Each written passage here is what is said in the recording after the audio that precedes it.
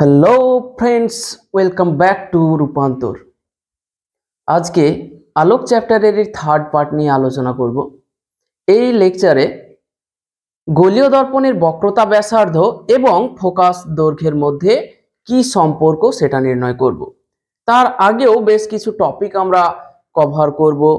অভিসারী আলোকরশ্মি গুচ্ছের গোলীয় দর্পণে কেমন প্রতিফলন হয়, অপসারী আলোকরশ্মি গুচ্ছের প্রতিফলন গোলীয় দর্পণে কেমন হয়, সেগুলো সব কিছুই আমরা কভার করব।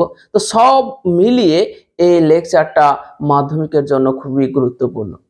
তো আমরা সরাসরি শুরু করছি এই লেকচারের মূল যে বিষয়বস্তু সেটা। দেখো, আমাদের উদ্দেশ্য হচ্ছে যে একটা গোলীয় দর্পণের বক্রতা ব্যাসার্ধ বলে একটা জিনিস আছে, সেগুলো আমরা আগের লেকচারে কভার করেছি, তোমরা নিশ্চয় দেখে নিয়েছো। তো গোলীয় দর্পণের বক্রতা কেন্দ্র থেকে মেরু পর্যন্ত দূরত্বটাকে বলা হয় গোলীয় দর্পণের বক্রতা ব্যাসার্ধ। এটা হচ্ছে সি, এটা হচ্ছে পি। আচ্ছা, এবং এই লেকচারের ঠিক আগের লেকচারটাতে ফোকাস জিনিসটা কি বা মুখ্য ফোকাস কাকে বলে এবং গোলীয় দর্পণের ফোকাস দৈর্ঘ্য কি সেটাও আলোচনা করেছি। গোলীয় দর্পণের মেরু থেকে মুখ্য ফোকাস পর্যন্ত দূরত্বটাকে আমরা বলেছিলাম ফোকাস দৈর্ঘ্য, এটাকে এফ দ্বারা লিখেছিলাম। তাহলে এই পুরোটা হচ্ছে আর এবং এইটা হচ্ছে এফ। এই এফ এবং আর এই দুইয়ের মধ্যে সম্পর্ক কি সেটা কিন্তু আমরা জ্যামিতিক পদ্ধতিতে নির্ণয় করব। ঠিক আছে, তো তার আগে দু একটা টপিক না বললেই নয়, তার কারণ সেগুলো মাধ্যমিকের পরীক্ষায় কোশ্চেন অনেকবার এসছে। তো ওই টপিকটা কভার করে নিয়ে তারপরে আমরা এই জিনিসটা প্রমাণ করার জন্য এগিয়ে যাব। ঠিক আছে, তো প্রথমে আমরা আগের টপিকটা কভার করি। টপিকটা হচ্ছে অপসারী রশ্মি কাকে বলে। অপসারী রশ্মি, অপসারী আলোক রশ্মি।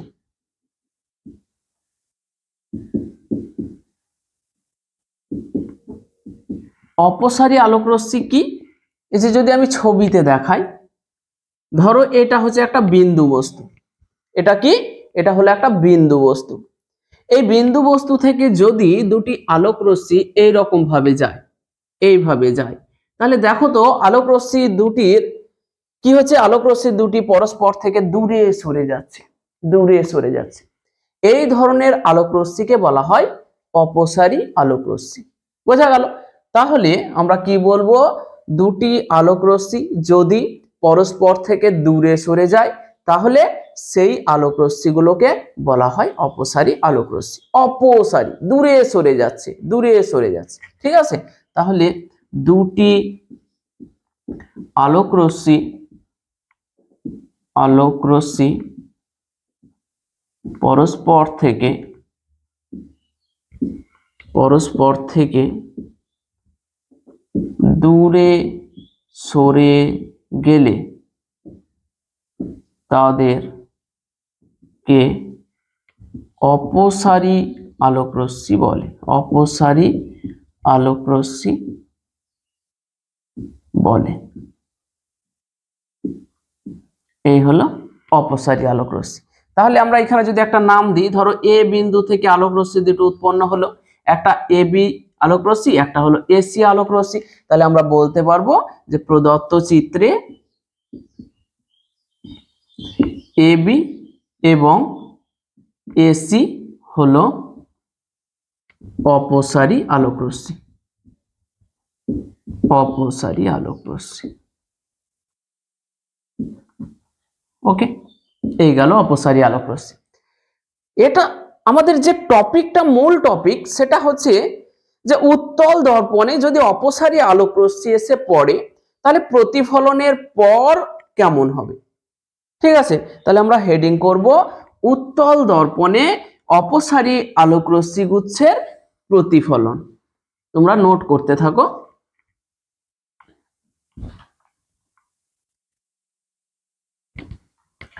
উত্তল দর্পণে, এ নাম দিলাম আমি এটাকে, এ।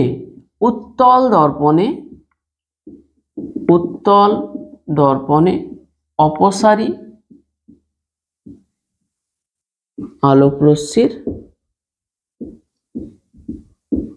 আলোকরশ্মি গুচ্ছের প্রতিফলন। কোথায়? উত্তল দর্পণে যদি অপসারী আলোক রশ্মি এসে পড়ে, তোমরা দেখলে অপসারী আলোক রশ্মি কেমন জিনিস। তাহলে এই উত্তল একটা দর্পণ নাও, সেই উত্তল দর্পণে যদি অপসারী আলোক রশ্মি এসে পড়ে, তাহলে উত্তল দর্পণ তার মানে হচ্ছে যে এই দিকে কি আছে? পারদের প্রলেপ বা কোনো কিছুর প্রলেপ দেওয়া আছে। এইটা হয়ে গেল আমাদের উত্তল দর্পণ। এই দিকটা হচ্ছে প্রতিফলক তল। এই উত্তল দর্পণের এটাকে আমরা বলেছিলাম মেরু বা পোল। এই দিকে আছে কি? বক্রতা কেন্দ্র আছে। তাহলে এইটা হয়ে গেল উত্তল দর্পণটির প্রধান ফোকাস, এই প্রধান অক্ষ। আর এইখানে ধরো এইখানে কি আছে? ফোকাস আছে, এইখানে আছে বক্রতা কেন্দ্র। কি বলছে? বলছে যে উত্তল দর্পণে যদি অপসারী আলোক রশ্মি এসে পড়ে, অপসারী আলোক রশ্মি মানে যে আলোক রশ্মিগুলো পরস্পর থেকে দূরে সরে যাচ্ছে। ধরো এ বিন্দুতে একটা অপসারী আলোক রশ্মি এসে পড়লো, এ বিন্দুতে, আর বি বিন্দুতে একটা অপসারী আলোক রশ্মি এসে পড়লো বি বিন্দুতে। তাহলে প্রতিফলনের পর কি হবে? তো দেখো, গোলীয় দর্পণে প্রতিফলন দেখানোর জন্য প্রথমেই আমাদেরকে যে কাজটা করতে হবে সেটা হচ্ছে যে বিন্দুতে আলোক রশ্মি এসে পড়বে সেই বিন্দুতে একটা অভিলম্ব অঙ্কন করতে হবে। তাহলে এই বক্রতা কেন্দ্র থেকে ওই বিন্দুটাকে যুক্ত করে যদি তুমি বাড়িয়ে দাও, তাহলে সেটাই হয়ে গেল এই বিন্দুতে অভিলম্ব। তাহলে এইটা হয়ে গেল অভিলম্ব। ঠিক আছে? আচ্ছা, এবার এইখানে একটা এ বিন্দুতে যদি আলোক রশ্মি পড়ে, একটা আলোক রশ্মি এই বরাবর গেল, পড়লো, তাহলে এইটা হলো আপতন কোণ। আমরা বারবার একটা জিনিস বলেছিলাম যে অভিলম্বের এক পাশ দিয়ে আলোক রশ্মি এসে আপতিত হবে এবং অপর পাশ দিয়ে প্রতিফলিত হবে। তাহলে এই দিক বরাবর বেরিয়ে গেল, এইটা হলো প্রতিফলিত রশ্মি। ঠিক আছে? একইভাবে আমরা বি বিন্দুতেও একটা আলোক রশ্মি ফেলবো। তাহলে এইখানে কি করতে হবে? আগে একটা অভিলম্ব টেনে নিতে হবে। এই গেল আমাদের অভিলম্ব। ঠিক আছে? তাহলে এইখানে একটা আলোক রশ্মি আমরা এই বরাবর ফেললাম। তাহলে এই দিকে অভিলম্বের এই দিক দিয়ে ঢুকলো, আপতন কোণ সমান প্রতিফলন কোণ করে এই দিক বরাবর চলে গেল। ঠিক আছে? তাহলে দেখো কি জিনিসটা দাঁড়ালো? অপসারী আলোক রশ্মি গুচ্ছ উত্তল দর্পণে এসে পড়লো প্রতিফলনের পর। তাহলে দেখো যাচ্ছিল কোন দিকে? এই পথ বরাবর যাচ্ছিল। আর প্রতিফলনের পরে কোন দিকে চলে গেল? একটা এই দিকে চলে গেল, একটা এই দিকে চলে গেল। দেখো এদের মধ্যে দূরত্ব বা পরস্পর থেকে তো আরো সরে যাচ্ছে, আরো সরে যাচ্ছে। তাহলে আমরা কি বলতে পারবো? যদি উত্তল দর্পণে অপসারী আলোক রশ্মি গুচ্ছ এসে পড়ে, তাহলে প্রতিফলনের পর আলোক রশ্মিগুলো আরো অপসারিত হয়ে যায়, মানে তাদের মধ্যে দূরত্বটা আরো বেড়ে যায়, পরস্পর থেকে আরো দূরে সরে যায়।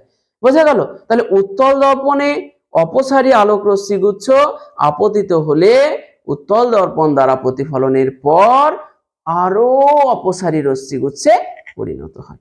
দেখো আরো দূরে সরে গেল, এ আরো দূরে চলে গেল। বোঝা গেল? তাহলে এইটাকে ধরো, এইটা হলো প্রধান অক্ষের উপর একটা বিন্দু বস্তু আছে, জোনাকির মতো ধরো কোনো একটা বস্তু এই প্রধান অক্ষের উপরে আছে। তাহলে সেখান থেকে অনেক আলোক রশ্মি উৎপন্ন হচ্ছে। তার মধ্যে আমরা দুটো আলোক রশ্মিকে দেখালাম। প্রতিফলনের পরে দেখছি যে সেই আলোক রশ্মি দুটো প্রতিফলিত হয়ে আরো অপসারিত হয়ে গেল। ঠিক আছে? তাহলে আমরা বলবো এখানে কি বলবো? যে উত্তল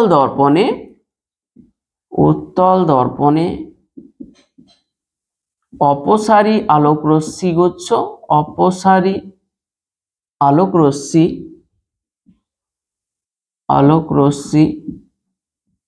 আপতিত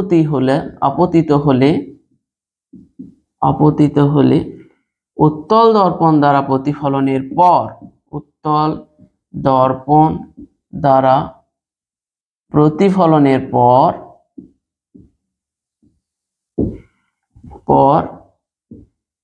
রশ্মিগুলো আরো অপসারী রশ্মিতে পরিণত হয়, আরো অপসারী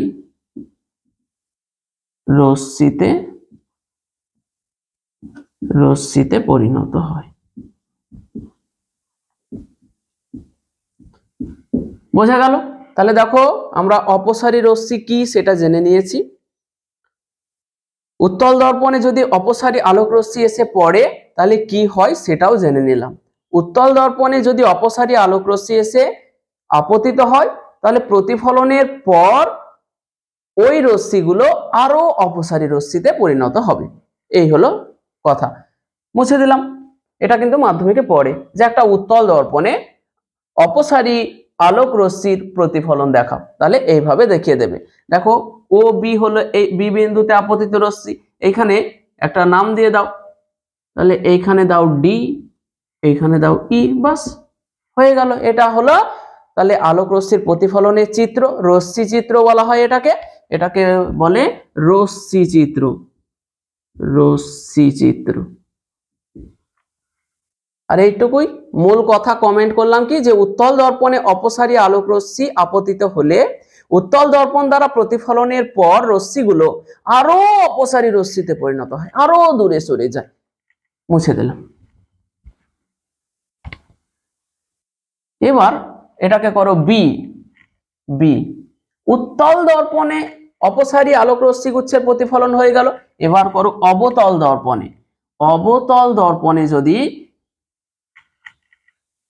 অপসারী আলোক রশ্মি এসে আপতিত হয় তাহলে কি হবে অবতল দর্পণে? তাহলে আমাদেরকে প্রথমে কি করতে হবে, একটা অবতল দর্পণ আঁকতে হবে। অবতল দর্পণ এইদিকে প্রলেপ দিয়ে দাও, তাহলে এইটা হয়ে গেল আমাদের একটা অবতল দর্পণ। এই অবতল দর্পণের এইখানে মেরু বলে একটা জিনিস আছে, মেরুকে পি বা পোল বলি। এই মেরুটা এখান থেকে এটা হয়ে গেল কি প্রধান অক্ষ। এইখানে কি আছে বলতো, ফোকাস আছে। এইখানে কি আছে বলতো, বক্রতা কেন্দ্র আছে। আমাদের উদ্দেশ্য কি বলতো, অবতল দর্পণে অপসারী আলোক রশ্মি গুচ্ছের প্রতিফলন, মানে অপসারী আলোক রশ্মি যদি অবতল দর্পণে এসে পড়ে তাহলে প্রতিফলনের পর কি রকম হবে এটাই আমরা দেখতে চাইছি। তাহলে ধরে নিলাম প্রধান অক্ষের উপর এইটা হলো একটা বিন্দু বস্তু। তাহলে ওটা কি বললাম, ও হলো অবতল দর্পণের প্রধান অক্ষের উপর একটি বিন্দু বস্তু। লিখে দিচ্ছি তাহলে ও হলো অবতল দর্পণের প্রধান অক্ষের উপর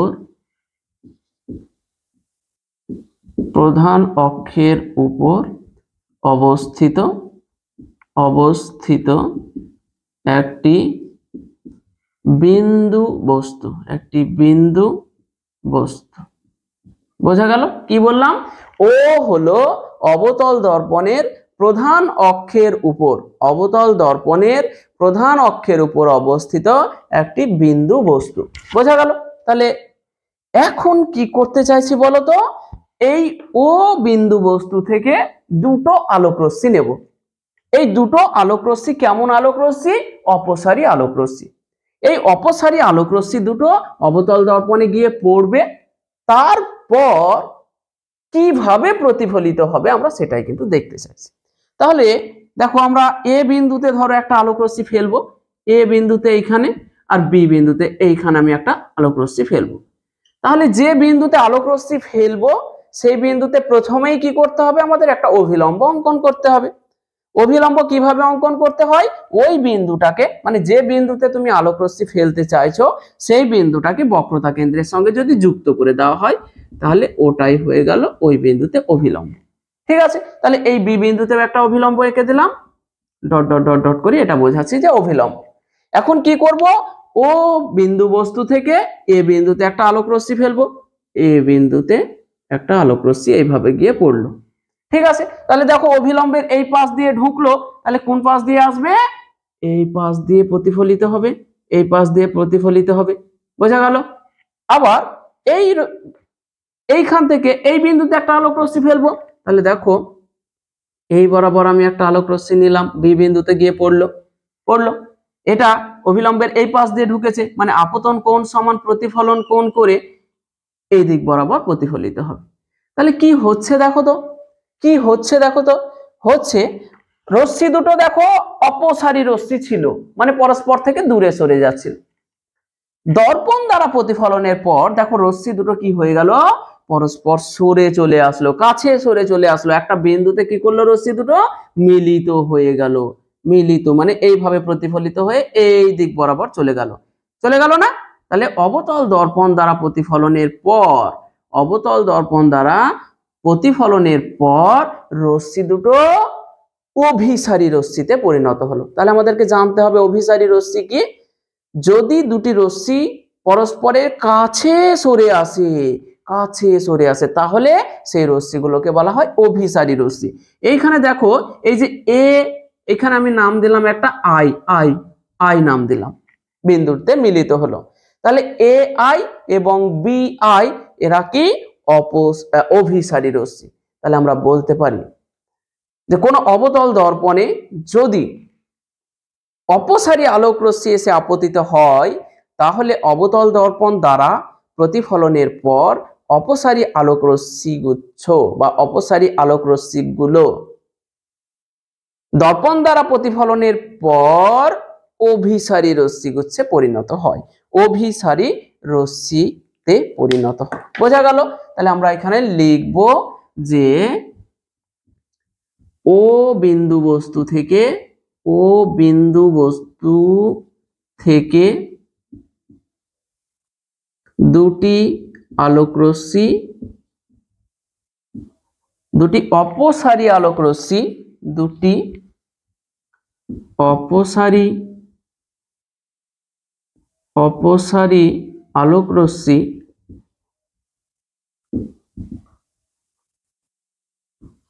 অবতল দর্পণে আপতিত হলো এবং অবতল দর্পণ দ্বারা প্রতিফলনের পর প্রধান অক্ষের উপর আই বিন্দুতে মিলিত হলো।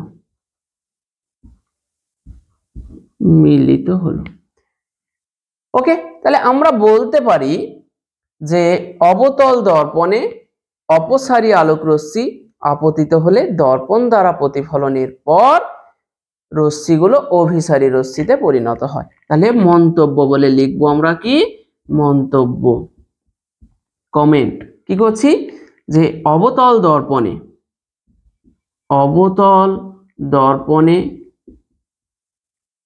অপসারী আলোক রশ্মি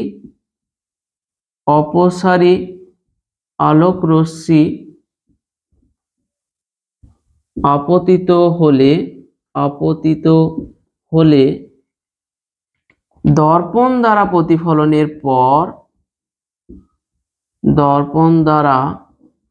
প্রতিফলনের পর রশ্মিগুলি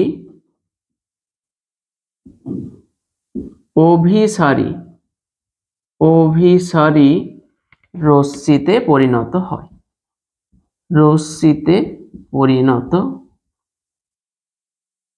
হয়, দেখো এইখানে আমরা একটা কমেন্ট পাস করে দিলাম যে যদি অবতল দর্পণে অপসারী আলোক রশ্মি এসে আপতিত হয়, তাহলে অবতল দর্পণ দ্বারা প্রতিফলনের পর রশ্মিগুলো অভিসারী রশ্মিতে পরিণত হয়।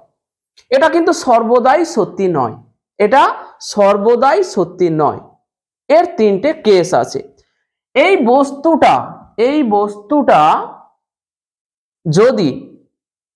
বস্তুটা কোথায়, প্রধান অক্ষের উপর কোথায় অবস্থান করছে তার উপরে নির্ভর করে প্রতিফলিত রশ্মিটি অপসারী হবে নাকি অভিসারী হবে নাকি সমান্তরাল হবে সেটা নির্ভর করে। কি বললাম, অবতল দর্পণে যদি অপসারী আলোক রশ্মি এসে পড়ে, তাহলে প্রতিফলিত রশ্মিগুলি অভিসারী হবে নাকি অপসারী হবে নাকি সমান্তরাল হবে, এটা নির্ভর করে এই বিন্দু বস্তুটি প্রধান অক্ষের উপর কোথায় অবস্থিত। বোঝা গেল? তাহলে আমরা এখানে একটা জিনিস লিখবো মুছে দেওয়ার পরে, এটুকু আমাকে মুছতে হবে, তোমরা নোট করতে থাকো। এরপরে লিখবো তবে বলে লিখবো, তবে তবে খুব ইম্পর্টেন্ট কথা কিন্তু এটা। তবে অবতল দর্পণে অপসারী রশ্মি আপতিত হলে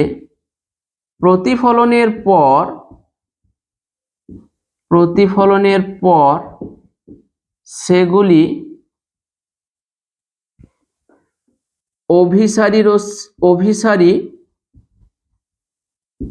অভিসারী না অপসারী না সমান্তরাল হবে সেটি নির্ভর করে বিন্দু বস্তুটির অবস্থানের উপর প্রধান অক্ষের উপর অবস্থানের উপর কোথায় অবস্থান করছে। যদি বিন্দু বস্তুটি ফোকাস অপেক্ষা কাছে থাকে তাহলে প্রতিফলিত রশ্মিটি অপসারী রশ্মিতে পরিণত হবে। 1 নম্বর দিয়ে লিখছি আমি, যদি বিন্দু বস্তুটি ফোকাস অপেক্ষা কাছে থাকে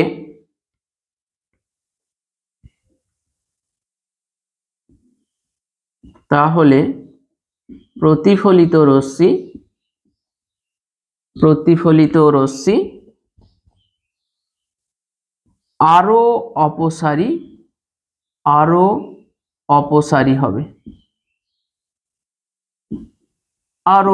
হবে, মানে ফোকাস অপেক্ষা কাছে, মানে মেরু থেকে ফোকাসের মধ্যে, এই যে এটা হচ্ছে ফোকাস বিন্দু, এই ফোকাস অপেক্ষা যদি কাছে এরকম কোন একটা বিন্দুতে থাকে বস্তুটা, ধরো ও অন নাম দিলাম এখানে, যদি ও অন বিন্দুতে থাকে, ও অন বিন্দুতে ফোকাস অপেক্ষা কাছে, মানে আমি ব্র্যাকেট এখানে লিখে দিচ্ছি ও অন বিন্দুতে থাকে, তাহলে প্রতিফলিত রশ্মি আরো অপসারী হবে। কেন বলতো? এইখান থেকে একটা আলোক রশ্মি যাবে, প্রতিফলিত হয়ে এদিকে যাবে, এইখান থেকে এদিকে একটা আলোক রশ্মি যাবে, প্রতিফলিত হয়ে এদিকে যাবে, ফলে আরো অপসারী রশ্মিতে পরিণত হবে। Second case. 2 নম্বর কেস হচ্ছে, যদি বিন্দু বস্তুটি যদি ফোকাসে অবস্থান করে, একেবারে ফোকাস বিন্দুতেই যদি অবস্থান করে, তাহলে আলোক রশ্মিগুলো পরস্পর সমান্তরাল হয়ে যাবে এবং প্রধান অক্ষের সমান্তরাল হয়ে যাবে। তাহলে বিন্দু বস্তুটি ফোকাসে অবস্থান করলে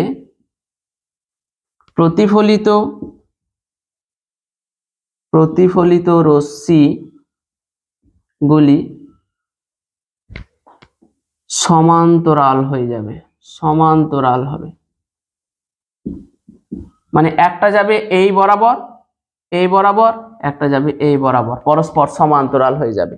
3 নম্বর কেসটা হচ্ছে, যদি বিন্দু বস্তুটা ফোকাস অপেক্ষা দূরে, যে এই যে বিন্দুটা দেখতে পাচ্ছ, যদি ফোকাস অপেক্ষা দূরে থাকে তাহলে প্রতিফলনের পর অভিসারী রশ্মিতে পরিণত হবে। বিন্দু বস্তুটি ফোকাস অপেক্ষা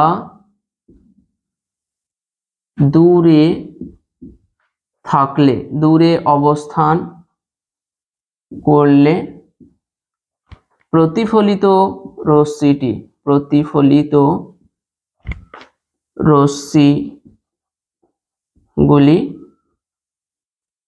অভিসারী রশ্মিতে পরিণত হবে,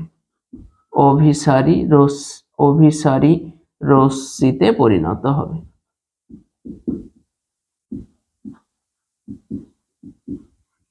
বোঝা গেল? তাহলে কি বললাম, যে অবতল দর্পণে মূল কথা হচ্ছে যে অবতল দর্পণে যদি কোনো অপসারী আলোক রশ্মি এসে আপতিত হয়, তাহলে প্রতিফলিত আলোক রশ্মিগুলো অভিসারী হবে নাকি অপসারী হবে নাকি সমান্তরাল হবে, এটা নির্ভর করে বিন্দু বস্তুটা প্রধান অক্ষের উপর কোথায় অবস্থান করছে। যদি ফোকাস অপেক্ষা কাছে অবস্থান করে তাহলে প্রতিফলিত রশ্মিগুলো আরো অপসারী রশ্মিতে পরিণত হবে। যদি ফোকাসে অবস্থান করে, বিন্দু বস্তুটি যদি ফোকাসে অবস্থান করে তাহলে প্রতিফলিত রশ্মিগুলো সমান্তরাল হবে। ঠিক আছে? আর যদি বিন্দু বস্তুটি ফোকাস অপেক্ষা দূরের কোনো বিন্দু, এই যে ও বিন্দুতে অবস্থান করে, তাহলে প্রতিফলিত রশ্মিগুলো কি হবে, অভিসারী রশ্মিতে পরিণত হয়, মানে পরস্পরের কাছে এইরকম ভাবে যাবে। তাহলে দেখো, অপসারী রশ্মি মানে এই রকম, আর অভিসারী রশ্মি মানে হচ্ছে এই রকম, পরস্পর থেকে কাছে সরে আসছে। বোঝা গেল? তাহলে আমরা জেনে গেলাম অপসারী রশ্মি কি, অপসারী রশ্মি উত্তল দর্পণে পড়লে কেমন প্রতিফলন হয়, অবতল দর্পণে পড়লে কেমন প্রতিফলন হয়। এখান থেকে কি কোশ্চেন আসবে, যে উত্তল দর্পণে যদি অপসারী আলোক রশ্মি এসে পড়ে তাহলে প্রতিফলন কেমন হবে, বা প্রতিফলিত হওয়ার পরে কেমন হবে। তাহলে উত্তল দর্পণে যদি এসে আপতিত হয় তাহলে প্রতিফলনের পর আরো অপসারী রশ্মিতে পরিণত হয়, এইটুকুই বলবে, ছবিটা দেবে। অবতল দর্পণে যদি এসে পড়ে তাহলে তোমাকে কি বলতে হবে, বলবে যে অপসারী আলোক রশ্মি অবতল দর্পণে আপতিত হলে প্রতিফলনের পর রশ্মিগুলি অভিসারী হবে নাকি অপসারী হবে নাকি সমান্তরাল হবে, এটা নির্ভর করে প্রধান অক্ষের উপর বিন্দু বস্তুটি কোথায় অবস্থান করছে। আর কিছু লিখতে হবে না, ছবিটা দিয়ে দেবে। এগুলো হচ্ছে স্পেশাল কেস, আমি ডিটেলসে বুঝিয়ে দিলাম। যদি ফোকাস অপেক্ষা কাছে থাকে তাহলে অপসারী হবে, ফোকাসে থাকলে সমান্তরাল হবে, আর ফোকাস অপেক্ষা দূরে থাকলে অভিসারী হবে। তোমরা মনে রাখতে পারো, কিন্তু পরীক্ষার জন্য ওই ছবি সহ ওইটুকু বলে দিলেই হয়ে যাবে। এই তবের আগে, এই তবে থেকে এইখান পর্যন্ত বলে দিলেই হবে, এইখান পর্যন্ত বলে দেবে। ঠিক আছে? এইখান পর্যন্ত, এই দিকটা নিচেরটা না দিলেও হবে তোমাদের। চলো, এরপরে আমরা তাহলে অপসারী রশ্মির সমস্ত কিছু শেষ, এবার অভিসারী রশ্মি করো হেডিং।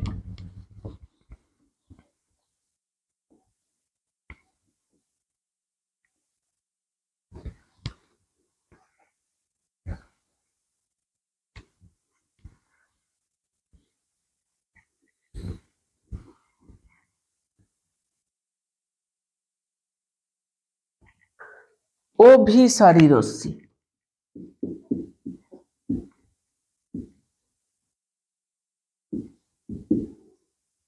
অভিসারী রশ্মি কি? অভিসারী নিশ্চয় আর বুঝতে অসুবিধা নেই। যদি দুটি আলোক রশ্মি পরস্পরের কাছে সরে আসে তাহলে রশ্মি দুটোকে বলা হয় অভিসারী আলোক রশ্মি। দুটি আলোক রশ্মি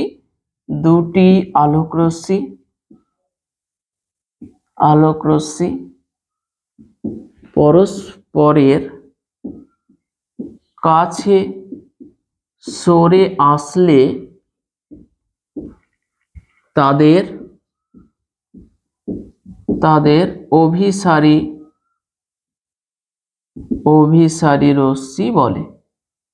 অভিসারী রশ্মি বলে। কি? অভিসারী রশ্মি ক্লিয়ার হলো? দুটি আলোক রশ্মি পরস্পরের কাছে সরে আসলে তাদের অভিসারী রশ্মি বলে। তাহলে আমরা কি রকম বলতে পারবো, যদি এই রকম হয়, ধরো এটা একটা আলোক রশ্মি, এইটা ধরো আলোক রশ্মি, এরকম, তাহলে কি হচ্ছে দেখো, আলোক রশ্মি দুটোর মধ্যে দূরত্বটা কমতেই আছে, তাই না? তার মানে তারা পরস্পরের কাছে সরে আসছে। এই আলোক রশ্মি দুটো হচ্ছে অভিসারী আলোক রশ্মি। এটাকে আমি নাম দিলাম এবি, এইখানে নাম দিলাম সিডি। তাহলে এবি এবং সিডি হলো অভিসারী আলোক রশ্মি। এবি ও সিডি হলো অভিসারী আলোক রশ্মি।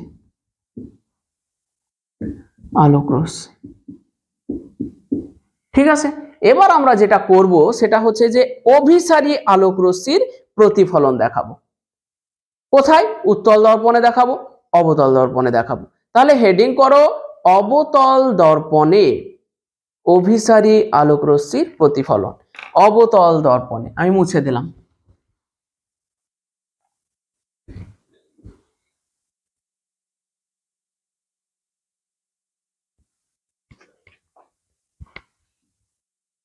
অভিসারী রশ্মিটাও মুছে দিলাম। তাহলে এ বি হয়ে গেছে আমাদের। এবার হচ্ছে সি, এবার হচ্ছে সি। সি কি হেডিং? অবতল দর্পণে, অবতল দর্পণে অভিসারী আলোক রশ্মির প্রতিফলন। অভিসারী আলোক রশ্মির প্রতিফলন কোথায়? অবতল দর্পণে। অবতল দর্পণে অভিসারী আলোক রশ্মির প্রতিফলন। অভিসারী আলোক রশ্মির প্রতিফলন কি রকম হবে সেটা আমরা দেখাবো। কোথায়? অবতল দর্পণে। তাহলে প্রথমে আমাদেরকে কি করতে হবে? অবতল দর্পণ নিয়ে নিতে হবে। এটা হচ্ছে আমার একটা অবতল দর্পণ। আচ্ছা, অবতল দর্পণের এটা হচ্ছে মেরু বা পোল। এখানে আমাকে প্রধান অক্ষ এঁকে নিলাম একটা। তাহলে প্রধান, এখানে হচ্ছে একটা ফোকাস আছে, এইখানে আছে আমাদের বক্রতা কেন্দ্র সি আছে। ঠিক আছে, তাহলে আমরা ধরো দুটো বিন্দুতে কি করব, এ নেব একটা বিন্দু, এই বিন্দুতে একটা আলোক রশ্মি নেব, আর বি নেব একটা বিন্দু, বি বিন্দুতে একটা আলোক রশ্মি নেব। তাহলে এই এই এ বিন্দুতে প্রথমে কি করতে হবে? একটা অভিলম্ব আঁকতে হবে। তাহলে বক্রতা কেন্দ্র থেকে ওই বিন্দুটাকে যুক্ত করে দিলে সেটাই অভিলম্ব। তাহলে বি বিন্দুতে এইটা হয়ে গেল অভিলম্ব। এবার অভিসারী আলোক রশ্মি নেব। দেখো, অবতল দর্পণে অভিসারী আলোক রশ্মি, অভিসারী মানে যারা পরস্পর। তাহলে এই রকম ধরো একটা আলোক রশ্মি আমি নিলাম, এই বরাবর একটা আলোক রশ্মি এসে পড়লো। ঠিক আছে, এই বরাবর একটা আলোক রশ্মি এসে পড়লো। তাহলে দেখো অভিলম্বের এই পাশ দিয়ে ঢুকেছে, তাহলে কি করবে ও? কি করবে? এই বরাবর প্রতিফলিত হবে, এই বরাবর প্রতিফলিত হলো।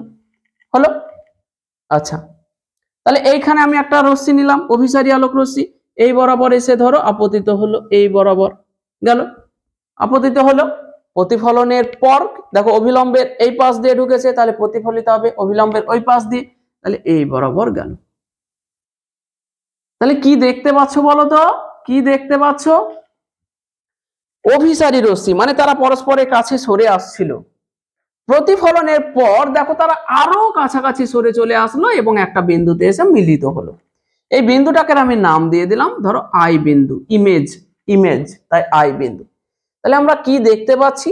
অবতল দর্পণে যদি অভিসারী আলোক রশ্মি এসে আপতিত হয়, তাহলে দর্পণ দ্বারা প্রতিফলনের পর আরো অভিসারী রশ্মিতে পরিণত হয়। বোঝা গেল? তাহলে আমরা লিখব অবতল দর্পণে, অবতল দর্পণে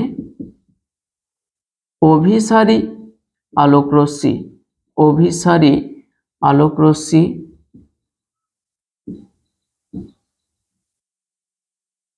আপতিত হলে, আপতিত হলে তারা, তারা নয়, আপতিত হলে দর্পণ দ্বারা প্রতিফলনের পর, দর্পণ দ্বারা প্রতিফলনের পর রশ্মিগুলি, রশ্মিগুলি প্রধান অক্ষের উপর, প্রধান অক্ষের উপর আই বিন্দুতে মিলিত হয়, আই বিন্দুতে মিলিত হয়।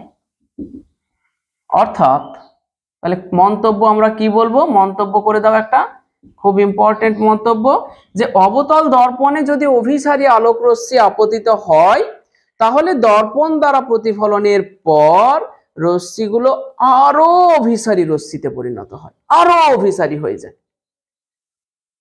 ঠিক আছে, তাহলে অবতল দর্পণে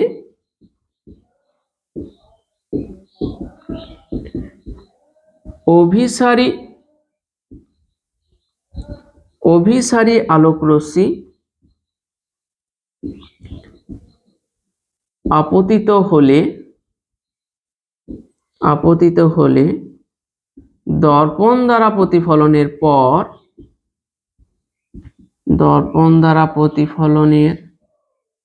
পর রশ্মিগুলো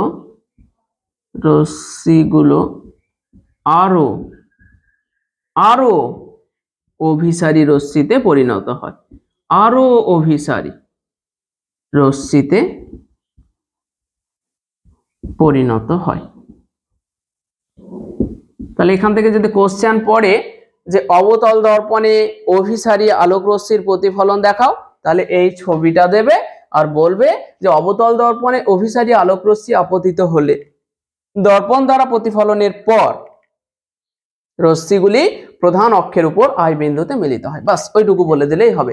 আর যদি এই রকম কোশ্চেন পড়ে যে অবতল দর্পণে অভিসারী আলোক রশ্মি পড়লে প্রতিফলিত রশ্মিগুলি অভিসারী না অপসারী হয়, তাহলে এই কমেন্টটা যে অবতল দর্পণে অভিসারী আলোক রশ্মি আপতিত হলে দর্পণ দ্বারা প্রতিফলনের পর রশ্মিগুলো আরো অভিসারী রশ্মিতে পরিণত হয়, মানে আরো পরস্পরের কাছে সরে আসে। বোঝা গেল? তাহলে এই গেল অবতল দর্পণে অভিসারী আলোক রশ্মির প্রতিফলন। এবার উত্তল দর্পণে অভিসারী আলোক রশ্মির প্রতিফলন দেখাবো আমরা। উত্তল দর্পণ,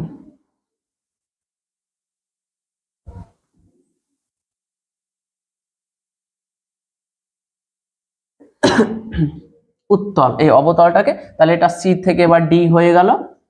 উত্তল দর্পণে অভিসারী আলোক রশ্মির প্রতিফলন, হেডিং করো তোমরা। তাহলে আমরা দেখো কি করব। উত্তল দর্পণ প্রথমে আমাকে একটা অঙ্কন করতে হবে। উত্তল দর্পণ, এই হলো আমার উত্তল দর্পণ, এই হলো উত্তল দর্পণ। ঠিক আছে, এই উত্তল দর্পণের মেরু, বক্রতা কেন্দ্র, ফোকাস আমি সব দেখিয়ে দিচ্ছি এখানে। এইটা হলো মেরু বা পোল, এইখানে আছে ফোকাস, এইখানে আছে বক্রতা কেন্দ্র, এইখানে আছে বক্রতা কেন্দ্র। ঠিক আছে, এবার আমাকে প্রতিফলনটা দেখাতে হবে। তাহলে আমরা হেডিং কি করেছি বলতো? উত্তল দর্পণে অভিসারী আলোক রশ্মির প্রতিফলন। উত্তল দর্পণে অভিসারী আলোক রশ্মির প্রতিফলন।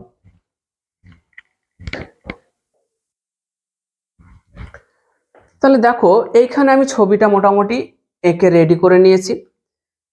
আমাদের উদ্দেশ্য হচ্ছে যে উত্তল দর্পণে যদি অভিসারী আলোক রশ্মি আপতিত হয় তাহলে প্রতিফলনটা কি হবে।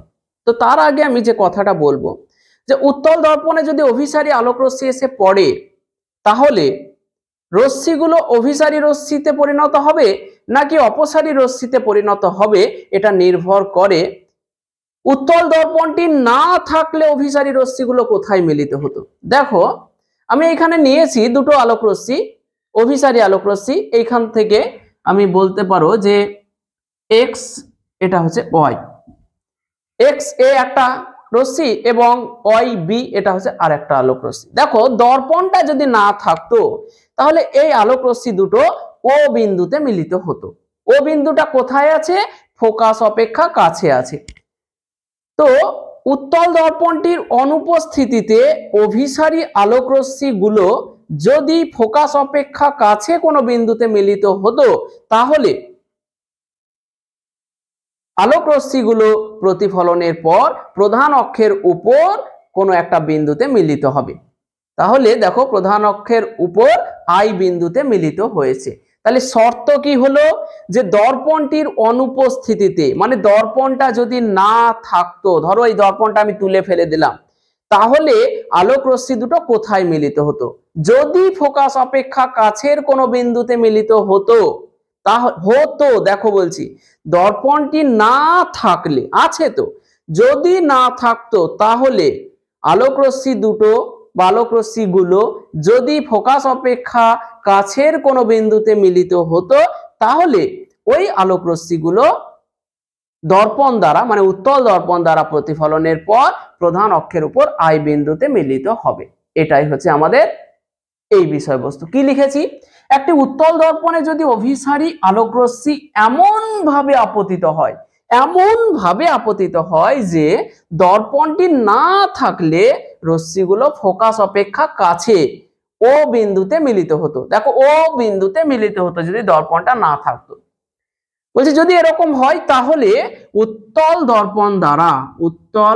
দর্পণ দ্বারা প্রতিফলনের পর রশ্মিগুলো প্রধান অক্ষের উপর আই বিন্দুতে মিলিত হয়। বোঝাতে পারলাম? তাহলে প্রথমে উত্তল দর্পণটা আমি এঁকে নিয়েছি, প্রধান অক্ষ সবকিছু এঁকে নিয়েছি। আমি এমন দুটো অভিসারী আলোক রশ্মি নিয়েছি, একটা এক্স এ একটা ওয়াই বি। এই আলোক রশ্মি দুটো কেমন? আলোক রশ্মি দুটো হচ্ছে, যদি দর্পণটা না থাকতো তাহলে আলোক রশ্মি দুটো ফোকাস অপেক্ষা কাছের কোনো একটা বিন্দুতে মিলিত হতো। এখন দর্পণটা আছে, তাই আলোক রশ্মিগুলো দর্পণ দ্বারা প্রতিফলনের পর প্রধান অক্ষের উপর মিলিত হলো। এইটাই হলো গল্প। তাহলে শর্তটা দেখো, যদি কোনো অভিসারী আলোক রশ্মি এমন ভাবে দর্পণে এসে আপতিত হয় যে দর্পণটা না থাকলে আলোক রশ্মিগুলো ফোকাস অপেক্ষা কাছের কোনো বিন্দুতে মিলিত হতো, তাহলে দর্পণটি দ্বারা প্রতিফলনের পর আলোক রশ্মিগুলো প্রধান অক্ষের উপর আই বিন্দুতে মিলিত হবে। এই ক্ষেত্রে তাহলে কি ঘটলো দেখো, অভিসারী আলোক রশ্মি এসেছিল, প্রতিফলনের পর এরা পরস্পরের সাথে মিলিত হয়ে গেল, তার মানে আরো অভিসারী হয়ে, সেটাই লিখেছি। এই ক্ষেত্রে অভিসারী রশ্মিগুলো আরো অভিসারী রশ্মিতে পরিণত হয়। তাহলে আমরা বুঝতে পারলাম উত্তল দর্পণে অভিসারী আলোক রশ্মি এসে আপতিত হলে সেটা অভিসারী হবে নাকি অপসারী হবে, এটা কিসের উপরে নির্ভর করছে? এটা নির্ভর করছে দর্পণটি না থাকলে এই অভিসারী আলোক রশ্মিগুলো ফোকাস অপেক্ষা কাছে মিলিত হতো নাকি ফোকাস অপেক্ষা দূরে মিলিত হতো। ঠিক আছে, তাহলে দেখো ফোকাস অপেক্ষা যদি কাছে মিলিত হতো তাহলে দর্পণ দ্বারা প্রতিফলনের পর প্রধান অক্ষের উপর আই বিন্দুতে মিলিত হবে। সেকেন্ড কেস, চলো তাহলে এটা ডি এর 1 নম্বর, এটা হচ্ছে ডি এর 1 নম্বর। ঠিক আছে, এবার ডি এরই 2 নম্বর আমরা করব। পুরোটা মুছে দিচ্ছি।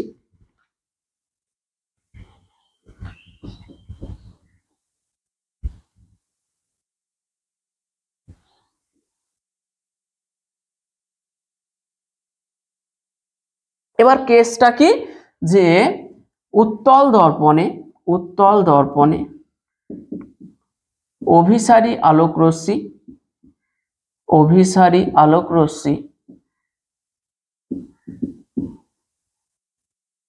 যদি এমন ভাবে আপতিত হয় যে দর্পণটি না থাকলে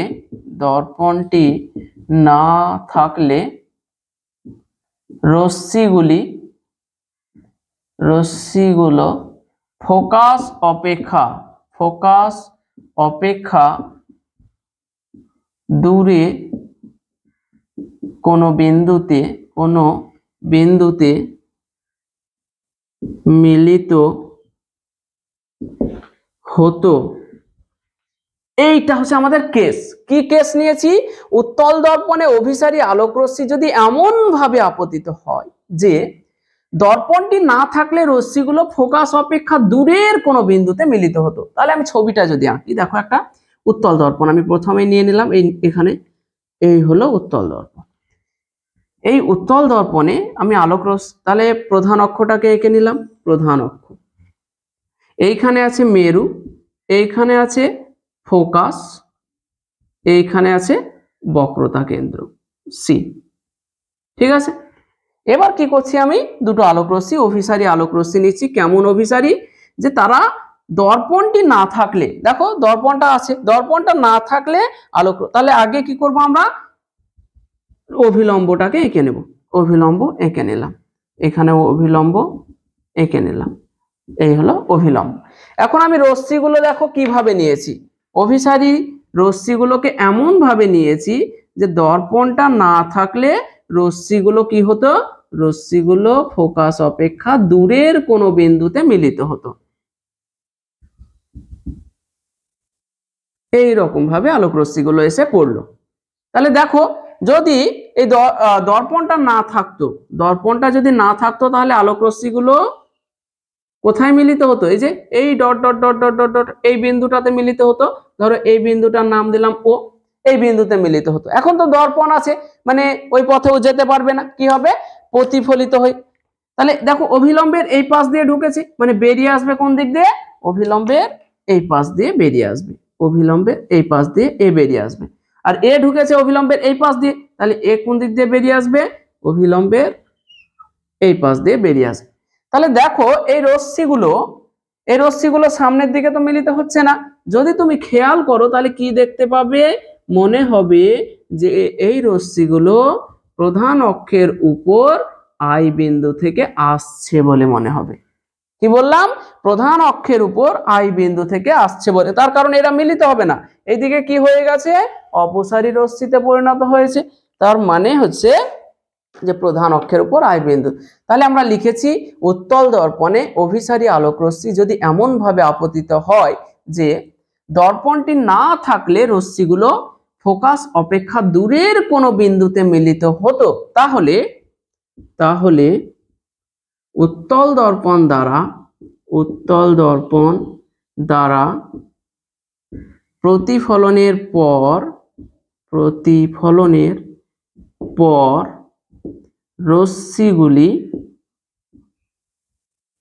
রশ্মিগুলো প্রধান অক্ষের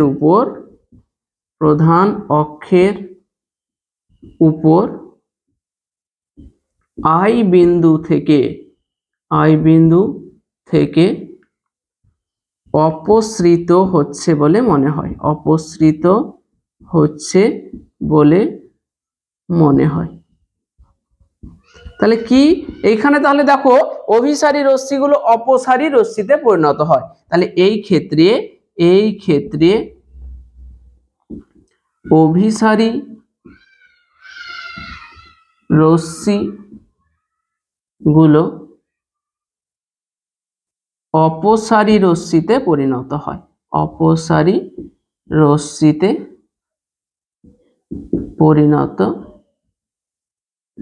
হয়, কি বুঝলাম? খেয়াল করো, অভিসারী দুটো আলোক রশ্মি নিয়েছি। এই অভিসারী রশ্মি দুটো কেমন? অভিসারী রশ্মি দুটো হচ্ছে দর্পণটা যদি না থাকতো তাহলে তারা দর্পণটির ফোকাস অপেক্ষা দূরের কোনো একটা বিন্দুতে মিলিত হতো, কিন্তু দর্পণটা আছে, ফলে এই দিকে তো যেতে পারবে না। কি হবে?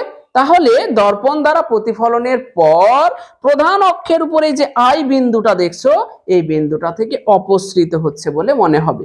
তাহলে এই ক্ষেত্রে আমরা দেখতে পাচ্ছি এইদিকে একটা আলোক রশ্মি চলে গেল, এইদিকে একটা আলোক রশ্মি প্রতিফলিত হয়ে চলে গেল।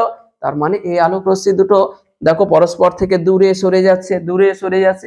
তার মানে এইখানে অভিসারী আলোক রশ্মিটা কি হয়ে গেল? অপসারী আলোক রশ্মিতে পরিণত হলো। ঠিক আছে, তাহলে দেখো অভিসারী অপসারী আলোক রশ্মির প্রতিফলন কি রকম হবে অবতল দর্পণে, কি রকম হবে উত্তল দর্পণে, সমস্ত কিছু আমরা কিন্তু কভার করে ফেললাম।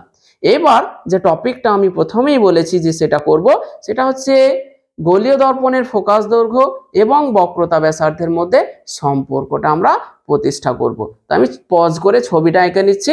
আমরা ছবিটা এঁকে নিয়েছি। এখানে হেডিংটা করেছি দেখো যে গোলীয় দর্পণের ফোকাস দৈর্ঘ্য এফ এবং বক্রতা ব্যাসার্ধ আর এর মধ্যে সম্পর্ক। তার মানে হচ্ছে যে কোনো একটা গোলীয় দর্পণের ফোকাস দৈর্ঘ্য আছে, সেটা আমরা আগের লেকচারে ফোকাস দৈর্ঘ্য কাকে বলে সেটা দেখেছি। বক্রতা ব্যাসার্ধ মানে হচ্ছে গোলীয় দর্পণের মেরু থেকে বক্রতা কেন্দ্র পর্যন্ত যে দূরত্ব, সেটাকে বলা হয় বক্রতা ব্যাসার্ধ। এই দুটোর মধ্যে সম্পর্ক কি সেটাই কিন্তু আমরা এই লেকচারটাতে আলোচনা করার জন্য বলেছি। তো প্রথমেই দেখো যে একটা গোলীয় দর্পণেরও বক্রতা কেন্দ্র, বক্রতা ব্যাসার্ধ, ফোকাস দৈর্ঘ্য থাকে, একটা অবতল দর্পণেরও থাকে, একটা উত্তল দর্পণেরও থাকে। তার মানে হচ্ছে যে এই প্রমাণটা আমরা অবতল দর্পণের ক্ষেত্রেও করতে পারবো, উত্তল দর্পণের ক্ষেত্রেও করতে পারবো।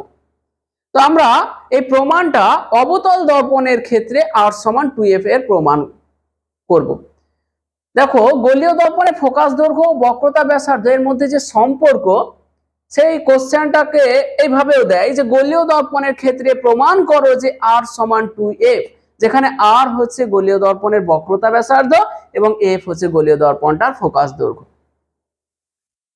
ঠিক আছে, অথবা বলে যে গোলীয় দর্পণের বক্রতা ব্যাসার্ধ এবং ফোকাস দৈর্ঘ্যের মধ্যে সম্পর্কটা প্রতিষ্ঠা করো। ঠিক আছে, তো আমরা অবতল দর্পণের ক্ষেত্রে r=2f এর প্রমাণ করব, মানে অবতল দর্পণ নিয়েছি।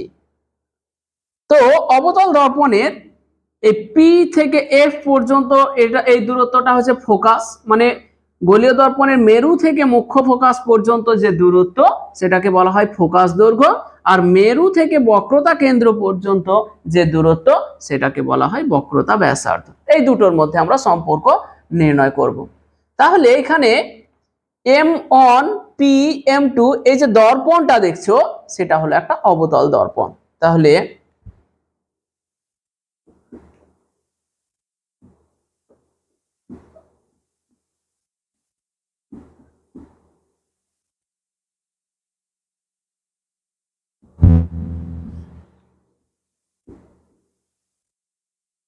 অবতল দর্পণ, একটা অবতল দর্পণ নিলাম, ঠিক আছে। এই অবতল দর্পণের এফ পিএফ সমান এফ সমান হচ্ছে ফোকাস দৈর্ঘ্য,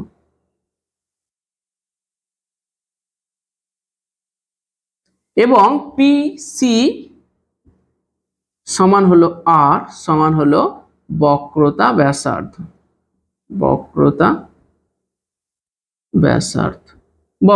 ব্যাসার্ধ দুটো।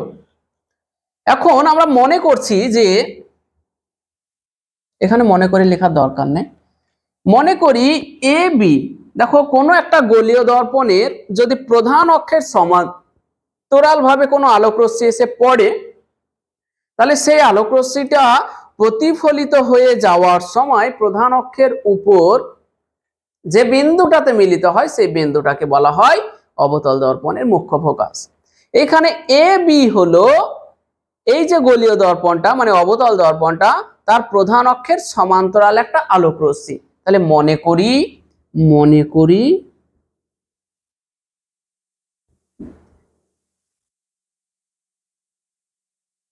অবতল দর্পণটির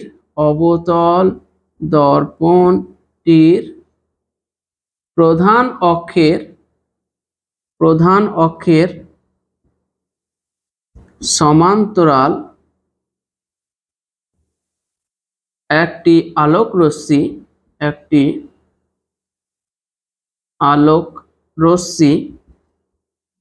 রশ্মিটার নাম কি এবি দর্পণে আপতিত হলো এবং দর্পণ দ্বারা প্রতিফলনের পর মুখ্য ফোকাস এফ এর মধ্য দিয়ে চলে গেল, ঠিক আছে। এখন এই যে দেখছো বি বিন্দুতে আলোক রশ্মিটা আপতিত হয়েছে, তাহলে বি বিন্দুতে একটা অভিলম্ব থাকবে। অভিলম্ব আমরা কিভাবে অঙ্কন করি, যে বি বিন্দুটাকে যদি বক্রতা কেন্দ্রের সাথে যুক্ত করে দেই তাহলে সেটা বি বিন্দুতে অভিলম্ব হয়ে যাবে। তাহলে আমরা বলতে পারি বিসি হলো বি বিন্দুতে অভিলম্ব, ঠিক আছে হলো। এবার আমরা কি করব, দেখো তাহলে আপতন কোণ কোনটা, আপতন কোণ হচ্ছে এ বি সি, মানে অভিলম্বের সঙ্গে আপতিত রশ্মি যে কোণটা উৎপন্ন করেছে তাকে আপতন কোণ বলা হয়। এই আপতন কোণটা হলো আই। প্রতিফলন কোণ কোনটা, অভিলম্বের সঙ্গে প্রতিফলিত রশ্মিটা যে কোণ করেছে, তাহলে সিবিএফ হলো প্রতিফলন কোণ। তাহলে এখানটা আমাকে মুছতে হবে, তোমরা কিন্তু পরপর লিখতে থাকো। তাহলে আমি মুছে দিলাম এখানটা।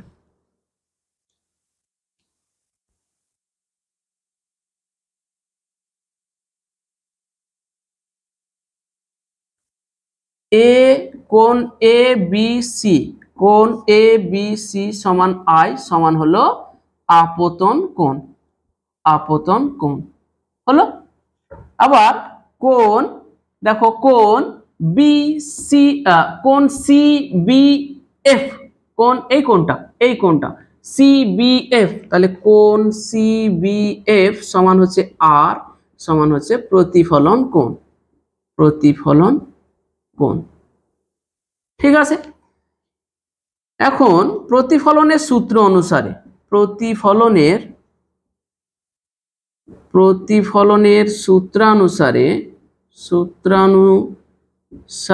কি পাই?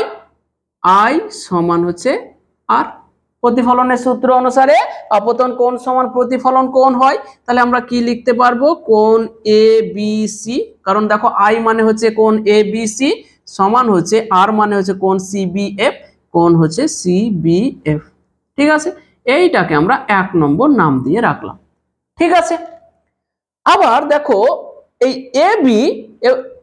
এবি আলোক রশ্মিটা প্রধান অক্ষের সমান্তরাল, তাই না? তাহলে এই এবি এবং পিসি পরস্পর সমান্তরাল। আবার এবি এবং পিসি সমান্তরাল ও দেখো সমান্তরাল, এবং এই যে বিসি দেখছো, বিসিটা হচ্ছে ভেদক ও বিসি হলো ভেদক, তাহলে দেখো এই এবি এবং সিপি সমান্তরাল, বিসি ভেদক, তাহলে এই কোণটা এবং এই কোণটা অবশ্যই সমান হবে, একান্তর কোণ। তাহলে অতএব এ বি সি কোণ সমান কি হবে? বিসিএফ কোণ, কেন? কারণ যেহেতু একান্তর কোণ, বোঝা গেল?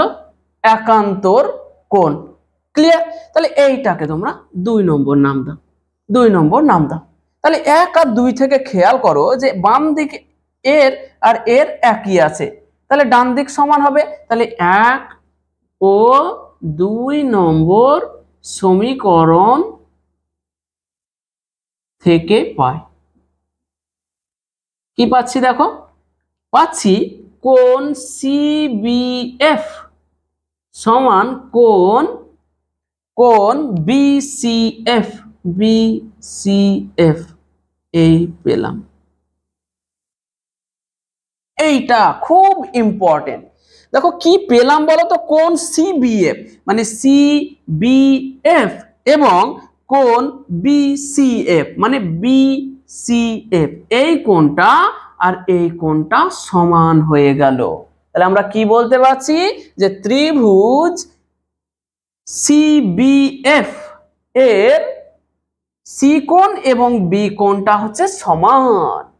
তাহলে আবার আমাকে মুছতে হবে, তাহলে এইখানে লিখছি দেখো, অতএব ত্রিভুজ সিবিএফ এর সিবিএফ সমান হচ্ছে বিসিএফ, এরকম পেলাম। তার মানে এই রকম ত্রিভুজটা এইরকম দাঁড়িয়ে গেছে। এখন আমি এইখানে দিয়ে দিলাম। তাহলে এই কোণটা সি কোণ, মানে এটা হচ্ছে এফ, এটা হচ্ছে বি, আর এটা হচ্ছে সি। তাহলে সিবিএফ কোণ এবং বিসিএফ কোণ, এই কোণটা আর এই কোণটা সমান হয়ে গেছে, তাহলে কি হবে?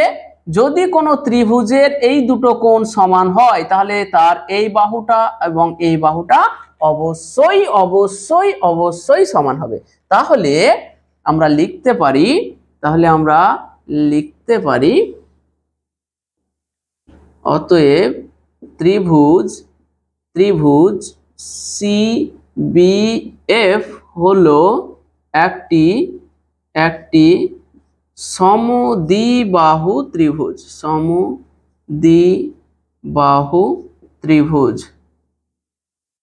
ত্রিভুজ যার কোন বাহু দুটো সমান? যার সিএফ সমান হচ্ছে বিএফ, যার সিএফ সমান হলো বিএফ। বোঝা গেল? দেখো এই পর্যন্ত যদি বুঝতে পেরেছো, কিছু করিনি আমি, এই পর্যন্ত প্রমাণ করে দিয়েছি যে সিএফ সমান হচ্ছে বিএফ, সমদ্বিবাহু ত্রিভুজ একটা হলো। এরপরে আমরা কি করব বলো তো? এরপরে আমরা দেখো এই যে যত এই তোমাদের এই চ্যাপ্টারটাই প্রতিফল গোলীয় দর্পণ পুরো চ্যাপ্টারটাই উপাক্ষীয় রশ্মির ক্ষেত্রে প্রযোজ্য।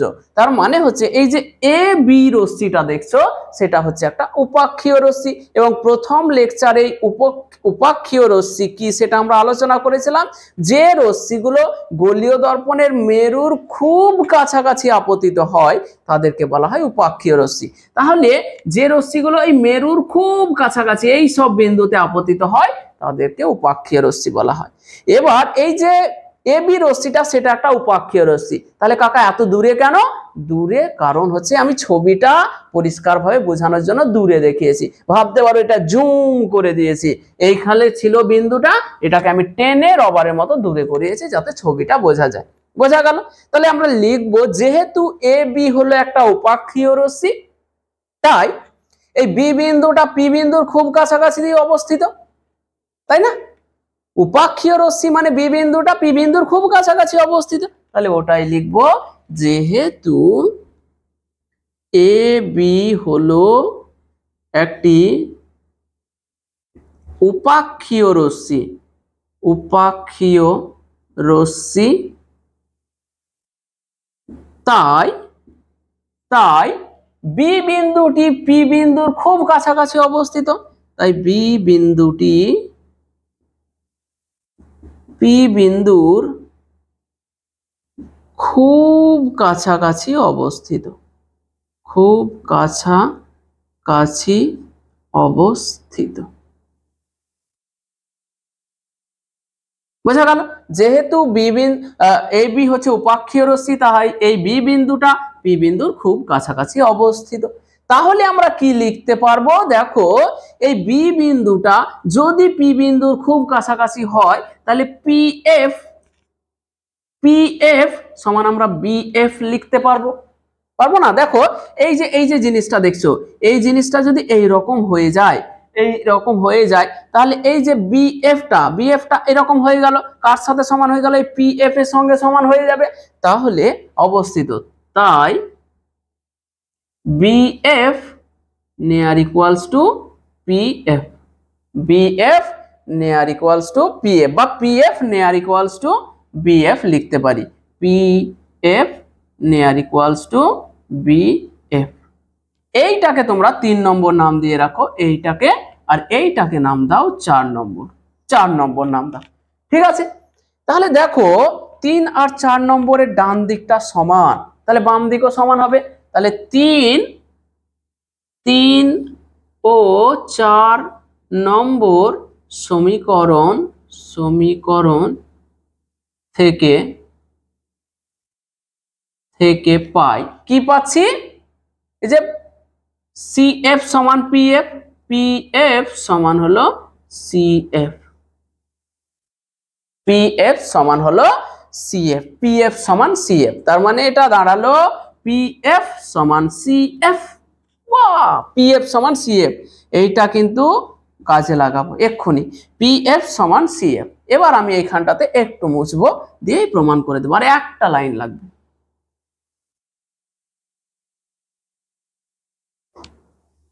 দেখো এবার এখানে আমি লিখবো যে গোলীয় দর্পণটির বক্রতা ব্যাসার্ধ কোনটা? পিসি বা সিপি এটা। তাহলে গোলীয় দর্পণের গোলীয় তো এখানে অবতল দর্পণটির লিখে দিই আমি, অবতল দর্পণ নিয়েছি, অবতল দর্পণটির বক্রতা ব্যাসার্ধ আর সমান কি? আর সমান সিপি বা পিসি যা বলো, সিপি। আচ্ছা, এই সিপিটাকে দেখো তো, এই সিপি সমান আমরা লিখতে পারি না CF plus PF, CF plus PF. তাহলে সিএফ প্লাস পিএফ বা পিএফ প্লাস সিএফ। ঠিক আছে? তাহলে পিএফ প্লাস সিএফ মানে কি? দেখো এখানে বার করে রেখেছি, সিএফ সমান আবার পিএফ, আবার পিএফ, আবার পিএফ। তাহলে আর সমান হয়ে গেল আমার 2 ইন্টু পিএফ, তাই না? 2 ইন্টু পিএফ। তো পিএফ মানে কি? পিএফ মানেই তো ফোকাস দৈর্ঘ্য এফ। এই যে দেখো মেরু থেকে মুখ্য ফোকাস পর্যন্ত দূরত্ব হচ্ছে পিএফ, এটাকেই বলা হয় মুখ্য ফোকাস দৈর্ঘ্য। তাহলে আর সমান হচ্ছে, এইখানে আমাকে একটা লিখতে হতো, যেহেতু সিএফ সমান হচ্ছে পিএফ, তাহলে আর সমান হচ্ছে 2f, যেহেতু পিএফ সমান হচ্ছে স্মল এফ। এই হলো আমার গোলীয় দর্পণের ফোকাস দৈর্ঘ্য এবং বক্রতা ব্যাসার্ধের সম্পর্ক। তাহলে এটা কি? এটি হলো গোলীয় দর্পণের ফোকাস দৈর্ঘ্য মানে এফ এবং বক্রতা ব্যাসার্ধ আর এর সম্পর্ক। এটি হলো গোলীয় দর্পণের ফোকাস দৈর্ঘ্য এবং বক্রতা ব্যাসার্ধ আর এই দুইয়ের মধ্যে যে সম্পর্কটা সেটা। তাহলে আর সমান 2f আমার দাঁড়িয়ে গেল। এটাই প্রমাণ করতে চেয়েছিলাম যে আর সমান 2f প্রমাণ করতে হবে। তাহলে আমরা কি বলতে পারছি দেখো তো, যে কোন গোলীয় দর্পণের বক্রতা ব্যাসার্ধ দর্পণটির ফোকাস দৈর্ঘ্যের দ্বিগুণ। তাহলে একটা স্টার দিয়ে লিখো, কোন গোলীয় দর্পণের বক্রতা ব্যাসার্ধ সমান দর্পণটির ফোকাস দৈর্ঘ্যের দ্বিগুণ। তাহলে বক্রতা ব্যাসার্ধ ফোকাস দৈর্ঘ্যের দ্বিগুণ। দেখো আমরা প্রমাণটা করলাম অবতল দর্পণ নিয়ে, তাহলে উত্তল দর্পণে কি আলাদা সম্পর্ক আসবে? না, কখনোই না। উত্তল দর্পণেও এই ফর্মুলাটাই আসবে। তার মানে হচ্ছে যে কোনো দর্পণ, গোলীয় দর্পণ হোক বা উত্তল দর্পণ হোক, সমস্ত দর্পণের ক্ষেত্রেই এটা একই ফর্মুলাটা। আমরা অবতল দর্পণ নিয়ে প্রমাণ করে নিয়েছি, তোমরা উত্তল দর্পণটা ধরে প্রমাণ করতে পারো। ঠিক আছে, তাহলে উত্তল দর্পণ মাধ্যমিকে কিন্তু এই প্রমাণটা 100% আসবে, যে গোলীয় দর্পণের ফোকাস দৈর্ঘ্য ও বক্রতা ব্যাসার্ধের মধ্যে সম্পর্কটা প্রতিষ্ঠা করো। অথবা এরকম বলবে যে গোলীয় দর্পণের ক্ষেত্রে প্রমাণ করো যে আর সমান 2f, আর সমান 2f। ঠিক আছে, তো এটা তোমরা অবতল দর্পণ ধরে করে দিলে কোনো সমস্যা নেই। তোমরা উত্তল দর্পণটাও করতে পারো, তাতেও কোনো সমস্যা নেই। আচ্ছা, এরপরে এই যে ফর্মুলাটা আমরা পেলাম আর সমান 2f, আর সমান 2f, এখান থেকে কিন্তু অঙ্ক আসে। অঙ্ক কিন্তু আমাদেরকে করতেই হবে। এখান থেকে আমি দুটো অঙ্ক করাচ্ছি, তোমাদের এই ধরনেরই অঙ্ক পড়বে, সংখ্যাগুলো হয়তো একটু আলাদা উলটপালট করে দিতে পারি।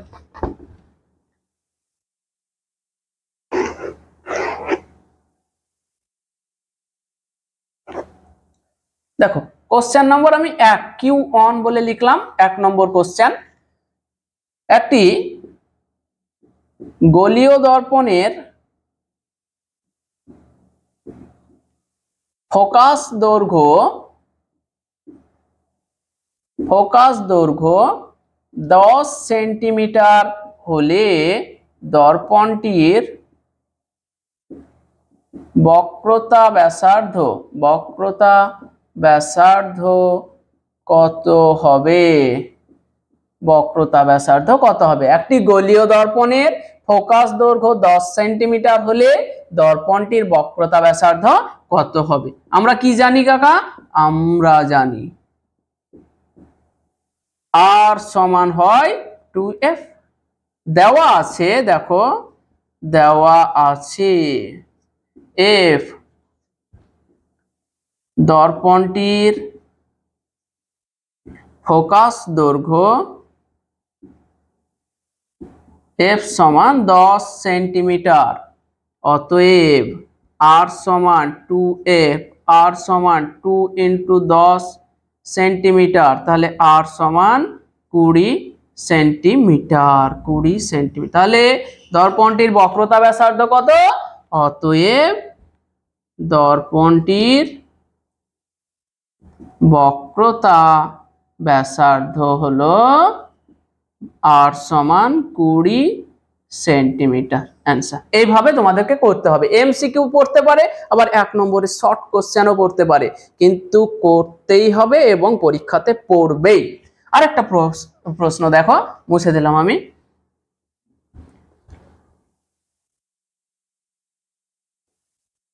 কোশ্চেন নম্বর 2, একটি গোলীয় দর্পণের, এই গোলীয় জায়গাতে অবতল বা উত্তল কিছু বলে দিতে পারে, কোনো কিচ্ছু যায় আসে না, ঠিক আছে, কারণ উত্তল দর্পণের ক্ষেত্রেও এই ফর্মুলা, অবতল দর্পণের ক্ষেত্রেও এই ফর্মুলা, তাই আমি সেটাকে বলে দিচ্ছি গোলীয় দর্পণ। একটি গোলীয় দর্পণের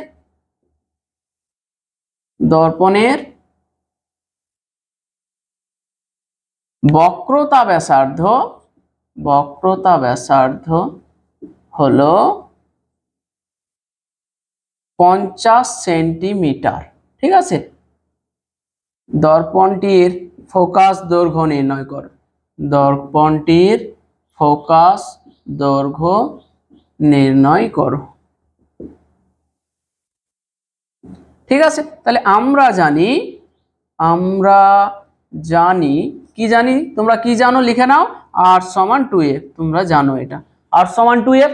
দেওয়া আছে, দেখো দেওয়া আছে, কি দেওয়া আছে, দর্পণের বক্রতা ব্যাসার্ধ দেওয়া আছে, দর্পণটির বক্রতা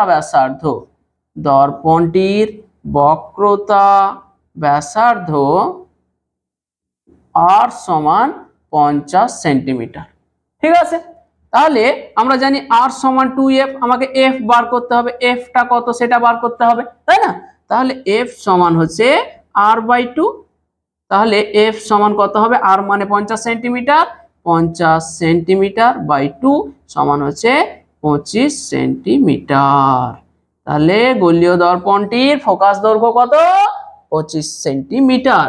অতএব দর্পণটির ফোকাস দৈর্ঘ্য হলো f সমান 25 সেন্টিমিটার। তো এই ধরনের অঙ্ক কিন্তু খুবই গুরুত্বপূর্ণ এবং এই ধরনের অঙ্ক পড়ার চান্স খুবই বেশি, ঠিক আছে। তো আমরা এই লেকচারে দেখো শুরুতেই বলেছিলাম যে গোলীয় দর্পণের ফোকাস দৈর্ঘ্য এবং বক্রতা ব্যাসার্ধের মধ্যে সম্পর্ক প্রতিষ্ঠা করব এবং অ্যাডিশনাল অনেক কিছু অভিসারী রশ্মি, অপসারী রশ্মির কেমন প্রতিফলন হয় সমস্ত কিছু দেখিয়ে দিয়েছি এবং প্রত্যেকটা বিষয়েই কিন্তু এখান থেকে মাধ্যমিকে প্রশ্ন আসে। তাই কোনো টপিক তোমরা স্কিপ করো না, এই অঙ্কগুলোও কিন্তু করো। মাধ্যমিকে এই ধরনেরই অঙ্ক থাকবে, সংখ্যাটা হয়তো একটু পাল্টে দিতে পারে, ঠিক আছে। তো এই লেকচারগুলো তোমরা পরপর দেখতে থাকো এবং কেমন লাগলো সেটা কমেন্ট করে জানাও।